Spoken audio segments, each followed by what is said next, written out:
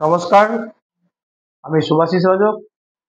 Live গুলো চ্যানেলে আপনাদের সকলকে স্বাগত জানাই। আমরা সংঘ সমবায় নির্বাচন সংক্রান্ত পার্ট 1 পর্বে দেখেছি যে সংঘ সমবায় নির্বাচনের প্রক্রিয়ার শুরু থেকে ফাইনাল ভোটার লিস্ট পর্যন্ত যা যা প্রক্রিয়া রয়েছে সেই সম্পর্কে প্রাথমিক ধারণা দেওয়ার চেষ্টা করেছি। আবারও আমরা আজকে পার্ট 2 এ পরবর্তী যে প্রক্রিয়াগুলো আছে সেগুলো সম্পর্কে আপনাদেরকে প্রাথমিক ধারণা দেওয়ার চেষ্টা করছি। এখানে আমাদের শুরুটা হচ্ছে ইলেকশন নোটিফিকেশন, যেটা এআরও করবেন, এবং এজিএম বা বার্ষিক সাধারণ সভা বা বিশেষ সাধারণ সভার নোটিফিকেশন, যেটা সংশ্লিষ্ট সেক্রেটারি সমবায়ের অথবা স্পেশাল অফিসার এই নোটিফিকেশনটা করবেন। ভোটের অন্তত 21 দিন আগে এই নোটিফিকেশনটা করতে হয়। এই নোটিফিকেশনের মধ্যেই লেখা থাকবে কখন কখন বা কোন দিন কোথায় কিভাবে আপনারা নমিনেশন পেপার তুলতে পারবেন এবং কোথায় কবে কখন নমিনেশন পেপার জমা দিতে পারবেন। যেদিন যেদিন তোলার কথা এবং যেদিন যেদিন জমা দেওয়ার কথা সেদিন সেদিন যারা এই ভোটে অংশগ্রহণ করতে ইচ্ছুক, প্রতিদ্বন্দ্বিতা করতে ইচ্ছুক, তারা তুলবে এবং জমা দেবে। এখানে উল্লেখযোগ্য যে কারা এই ভোটে অংশগ্রহণ করতে পারবে। আমরা ফাইনাল ভোটার লিস্ট যখন টাঙানো হয়েছিল, যে ভোটার লিস্টটা ফাইনাল হয়ে গেছে সেখানে যাদের যেসব প্রতিনিধির নাম উঠে এসছে প্রতিটা দল থেকে একজন করে, তারাই হচ্ছে ভোটার। ভোট দিতে সবাই পাবেন, কিন্তু প্রার্থী হওয়ার জন্য বিশেষ কিছু যোগ্যতা লাগবে। সেটা আমাদের সংঘ সমবায়ের বাইলো অনুযায়ী এবং কোঅপারেটিভ যে অ্যাক্ট আছে সেই অ্যাক্ট অনুযায়ী বলা আছে। সেই শর্ত সাপেক্ষে যারা এই ভোটার লিস্টে যাদের নাম আছে তারা এখানে প্রতিদ্বন্দ্বিতা করতে পারেন। এবং প্রতিদ্বন্দ্বিতা করার সময় যখন নমিনেশন জমা করতে আসবেন তখন কিন্তু একজন প্রস্তাবক এবং একজন সমর্থক ওই উপসংঘে যাদের ভোটার তালিকায় নাম থাকবে তাদের মধ্যে থেকে যে কোনো দুজনকে তারা নিয়ে আসবে, যারা অন্য কারো কিন্তু প্রস্তাবক সমর্থক হতে পারবে না। এটা বিশেষভাবে উল্লেখ করা দরকার। এরপরে যখন নমিনেশন জমা হয়ে যায় তারপরে এআরও সাহেব এই প্রত্যেকটা নমিনেশন পেপার স্ক্রুটনি করেন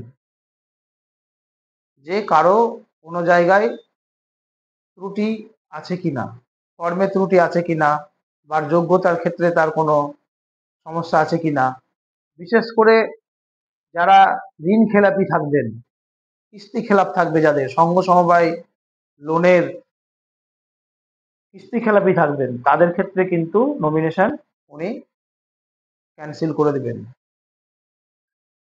তো স্ক্রুটনি করার পরে তিনি একটা ভ্যালিড ক্যান্ডিডেট লিস্ট, অর্থাৎ বৈধ প্রার্থী তালিকা একটা প্রকাশ করে।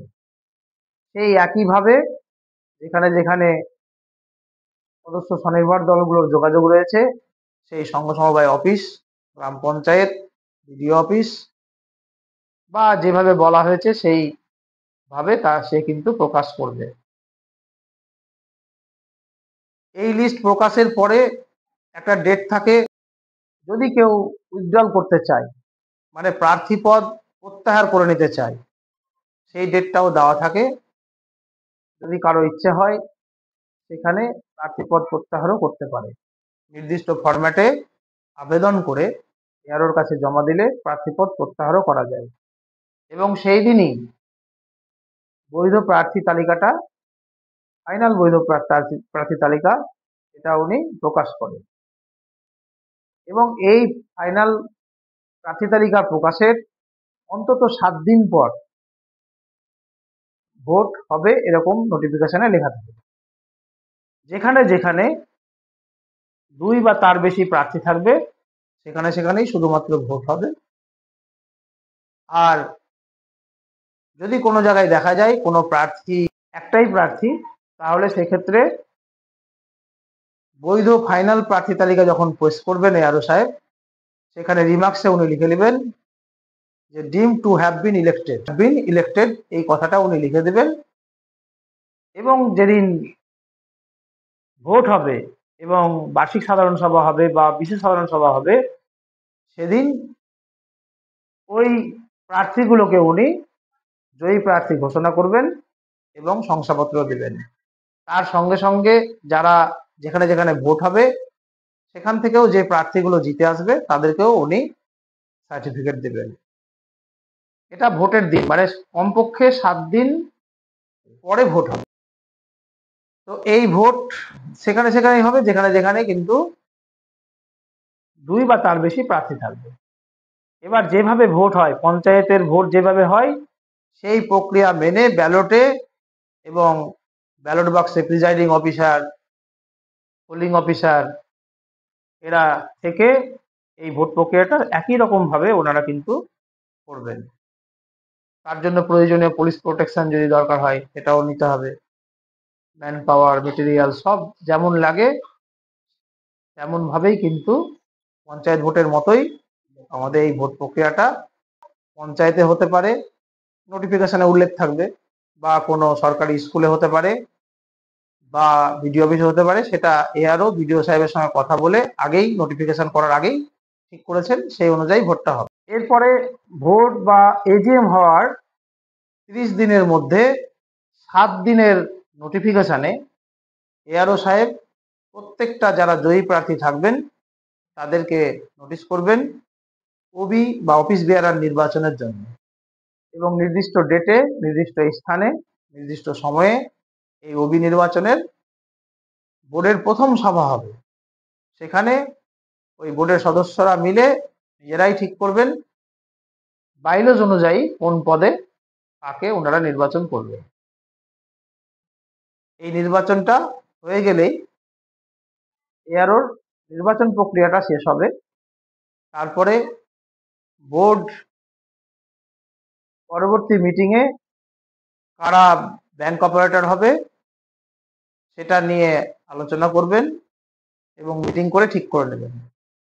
তার মাঝে বিডিও সাহেব একটা অর্ডার দিয়ে প্রিভিয়াস নেত্রীদেরকে এবং যারা বর্তমানে জয়ী হলো সেই সব নেত্রীদেরকে চিঠি করে চার্জ হ্যান্ডওভারের কথা বলতে পারেন।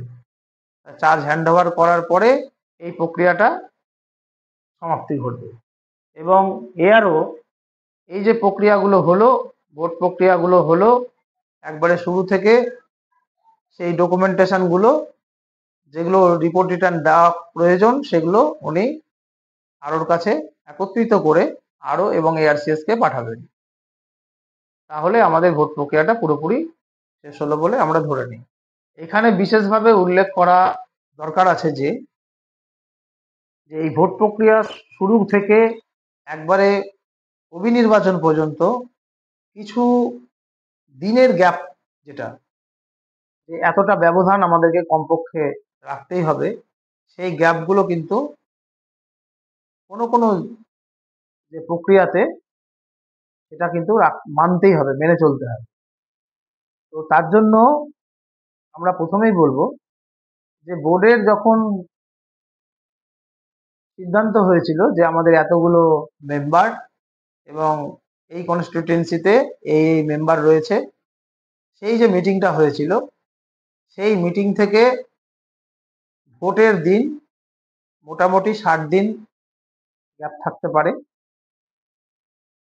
এবং ড্রাফট ভোটার লিস্ট থেকে গ্যাপ হবে ভোট পর্যন্ত কমপক্ষে 40 দিন, ফাইনাল ভোটার লিস্ট থেকে গ্যাপ হবে কমপক্ষে 25 দিন, ইলেকশন নোটিফিকেশন থেকে গ্যাপ হবে কমপক্ষে 21 দিন, শেষ যেদিন নমিনেশন জমা হচ্ছে সেখান থেকে ভোটের দিনের গ্যাপ হবে কমপক্ষে 10 দিন, এবং বৈধ প্রার্থী তালিকা যেটা ফাইনাল বেরোচ্ছে সেখান থেকে কমপক্ষে 7 দিন পরে ভোট হবে। এই যে গ্যাপগুলো, এই গ্যাপগুলো মেনে কিন্তু ভোট পরিচালনা করতে হবে। তাছাড়া আমরা আগেও বলেছি যে বিভিন্ন সময়ে গাইডলাইন বা অ্যাক্টের পরিবর্তন হতে পারে, ঠিক আছে? তাহলে সেই WBCECর যে কারেন্ট গাইডলাইন, ইনস্ট্রাকশন বা কোঅপারেটিভ আইন, তার সঙ্গে WBSRLM এর কি গাইডলাইন আছে, তাছাড়া জেলার কিছু নির্দেশিকা আছে কিনা, কারা দাঁড়াতে পাবে কারা দাঁড়াতে পাবে না ভোটে, এই ধরনের সেগুলোও কিন্তু আমাদেরকে মানতে হবে। মেনে এআরওকে কিন্তু ভোট পরিচালনা করতে হবে এবং আমাদের সংঘ সমবায় এবং স্বনির্ভর দল যারা মেম্বার আছেন তাদেরকে সম্পূর্ণ সহযোগিতা করতে হবে। ধন্যবাদ।